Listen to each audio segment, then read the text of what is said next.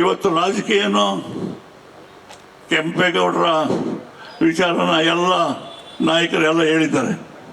ಇದು ರಾಷ್ಟ್ರದಲ್ಲ, ರಾಜ್ಯದಲ್ಲ, ಅಂತಾರಾಷ್ಟ್ರೀಯ ಮಟ್ಟದಲ್ಲಿ ಇವತ್ತು ಆ ಪ್ರತಿಮೆ ನೋಡ್ತಾರೆ ಬಂದು ಏರ್ಪೋರ್ಟ್ನಲ್ಲಿ.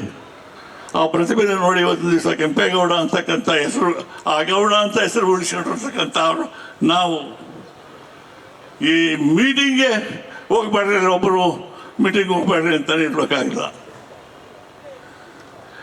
ಮೀಟಿಂಗ್ ಬರೋಕ್ಕೆ ಭಯ ಬೀಳ್ತಾರೆ ಜನ. ಈ ಮಟ್ಟದಲ್ಲಿದ್ದಾಗ ಇದನ್ನು ನಾವು ಮಾಡಲಿಲ್ಲ. ಕಾಂಗ್ರೆಸ್ಸು ಯಾಕೆ ನಾನು ಹೇಳಿದೆ ಅಂದರೆ, ಕಾಂಗ್ರೆಸ್ಸು ಇದು ನೀವೇ ಹೇಳಿ, ನಾವು ಕೆಂಪೇಗೌಡ ಜಯಂತಿ ಕರೆದು ನಮ್ಮ ಲೋಕಸಭಾ ಸದಸ್ಯರಾದಂಥ ನಮ್ಮ ಜನಾಂಗದ ಮುಖಂಡರಾಗಿರ್ತಕ್ಕಂಥ ಅವ್ರು ನಮ್ಮ ಜನಾಂಗದ ಮುಖಂಡರು, ಲೋಕಸಭಾ ಸದಸ್ಯರು, ಅವರು ನಮ್ಮ ಜನಾಂಗದಿಂದ ಜನಾಂಗದ ಅವರು ಆದ್ದರಿಂದ ಅವ್ರನ್ನ ನಾವು ಜನಾಂಗದಲ್ಲಿ ಅವ್ರನ್ನ ನಾವು ಇವತ್ತು ದಿವಸ ಕರೆದಿದ್ದೀವಿ. ಅವರು ಇಲ್ಲಿ ಸಮಾರಂಭಕ್ಕೆ ಇವತ್ತು ದಿವಸ ಬಂದಿದ್ದಾರೆ. ಅವರಿಗೆ ನಾವೆಲ್ಲ ಧನ್ಯವಾದ ಹೇಳಬೇಕು. ಅದನ್ನು ಬಿಟ್ಟು ನೀವು ಮೀಟಿಂಗ್ಗೆ ಹೋಗ್ಬೇಡ್ರಿ.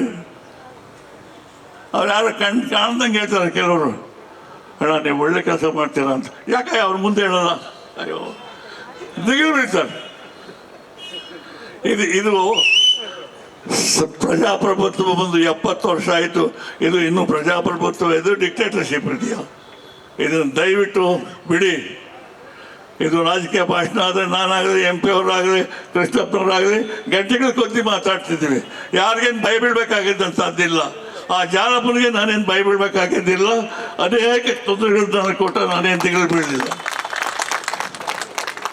ಈಗ ನಮ್ಮದು ಆಗೋಯ್ತು, ಇನ್ನು ನಿಮ್ಮ ಜವಾಬ್ದಾರಿ. ನನಗೆ 90 ವರ್ಷ ಆಯಿತು, ಇನ್ನು ರಾಜಕೀಯಕ್ಕೆ ಮಾಡಾಗಿದ್ದೇನಾ? ನಾನು ಎಲೆಕ್ಷನ್ ಇದಾಗಿದ್ದೇನಾ? ನನಗೆ ಅಧ್ಯಕ್ಷಗಿದ್ದೀನಿ, ಬೇಡಪ್ಪ ಸಾಕು ಅಂತ ರಾಜೀನಾಮೆ ಮಾಡಿಕೊಟ್ಟಿದ್ದೀನಿ. ಇವ್ರು ಯಾರು ಬೇಡ ಇರಬೇಕು, ನೀವು ಇರಬೇಕು ಅಂತಾರೆ.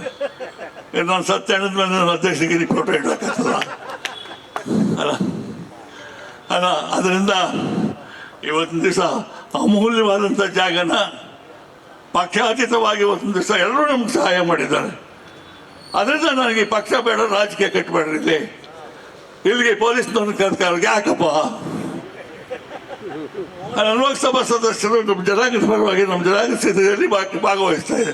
ಅದಕ್ಕೆ ಯಾಕೆ ಇಷ್ಟು ಸತೀಶ್ನ ಅಪಪ್ರಚಾರ ಮಾಡಿ ಪೊಲೀಸ್ನವ್ರು ಇದ್ದರು, ನಾಳೆ ಪೇಪರ್ನವರು, ಪ್ರೆಸ್ನವರು ಎಲ್ಲ ದೊಡ್ಡದಾಗಿ ಹಾಕೋದು, ಇದು ಬೇಡ.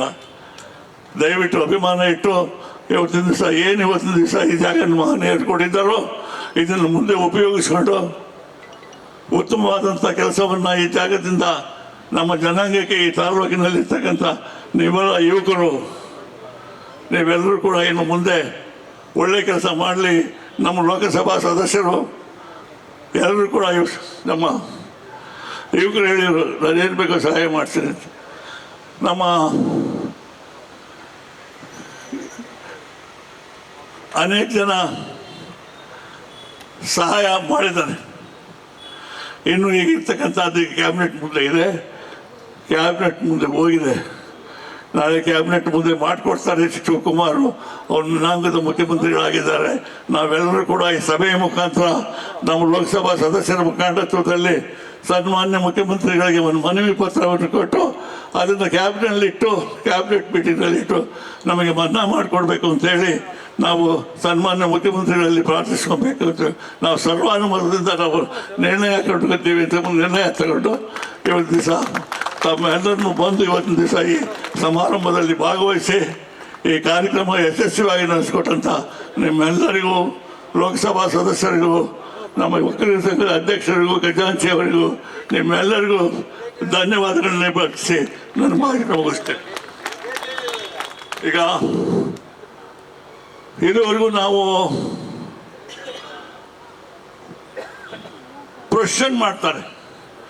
ದೊಡ್ಡಬಳ್ಳಾಪುರದಲ್ಲೂ ನಾವು ದೊಡ್ಡಬಳ್ಳಾಪುರದಲ್ಲಿ ನಾನು ಬಚ್ಚೇಗೌಡರು MP ಆಗಿದ್ರು. ಪ್ರತಿ ಸಾರಿನೂ ಭಾಗವಹಿಸ್ತಾ ಇದ್ರು MP ಆದಮೇಲೆ. ಈಗ ಲೋಕಸಭಾ ಸದಸ್ಯರು ಅಷ್ಟೇ. ನಾನು ವಕೀಲರ ಸಂಘದಿಂದ 1 ಲಕ್ಷ ರೂಪಾಯಿನ ವರ್ಷನೂ ಕೊಟ್ಟಿದ್ದೀನಿ. ಈ ಸಾರಿನೂ 1 ಲಕ್ಷ ರೂಪಾಯಿ ಕೊಟ್ಟಿದ್ದೀನಿ. ಎಲ್ಲಿ?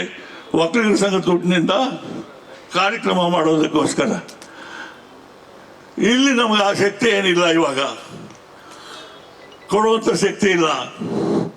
ನಾವು ಕಾರ್ಯಕ್ರಮ ರೂಪಿಸ್ಬೇಕಾಗಿದ್ರೆ ಇವತ್ತು ಬಂದಂಥ ಜನ ಬಂದು ನಾವು ನಾಚಿಕೇಟ್ ಮಾಡೋದು ಅಂತದ್ದು ಮಾಡಬೇಡಿ.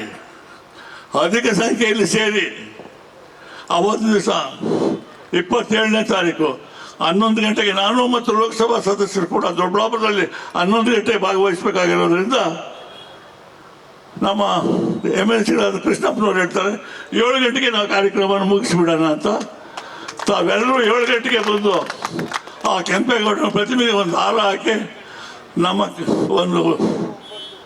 ಒಕ್ಕಲಿಗರ ಸಂಘದಿಂದ ಕೃತಜ್ಞತೆ ಸಲ್ಲಿಸಿ ಇದಕ್ಕೆ ನೀವೆಲ್ಲ ಸಹಕರಿಸಬೇಕು. ಅದಕ್ಕೆ ಜವಾಬ್ದಾರಿನ ಕೊಟ್ಟರೆ ನಾವು ಆ ಜವಾಬ್ದಾರಿ ಉತ್ಕೊಂತೀವಿ ಅಂತ ಸನ್ಮಾನ್ಯ ಜಯರಾಮ್ ಅವರು ಹೇಳಿದರು. ತಾವೆಲ್ಲರೂ ಸೇರಿ ಅತ್ಯಧಿಕ ಸಂಖ್ಯೆಯಿಂದ ಬೆಳಗ್ಗೆನೇ ನೀವು ಬಂದು ಕೆಂಪೇಗೌಡ ಪ್ರತಿಮೆಗೆ ಒಂದು ಹಾರ ಹಾಕಿ ನಮ್ಮ ಒಕ್ಕಲಿಗರ ಸಂಘದ ಪರವಾಗಿ ತಾಲೂಕು ಒಕ್ಕಲಿಗರ ಸಂಘದ ಪರವಾಗಿ ನೀವೆಲ್ಲರೂ ಭಾಗವಹಿಸಿ ಹೇಳಬೇಕು ಅಂತ ಹೇಳಿ ಮತ್ತೊಮ್ಮೆ ನಿಮ್ಮೆಲ್ಲರನ್ನು ಪ್ರಾರ್ಥಿಸಿ ಕೈ ಮುಗಿದು ನನ್ನ ಮಾತನ್ನು ಮುಗಿಸ್ತಾ ಇದ್ದೀನಿ.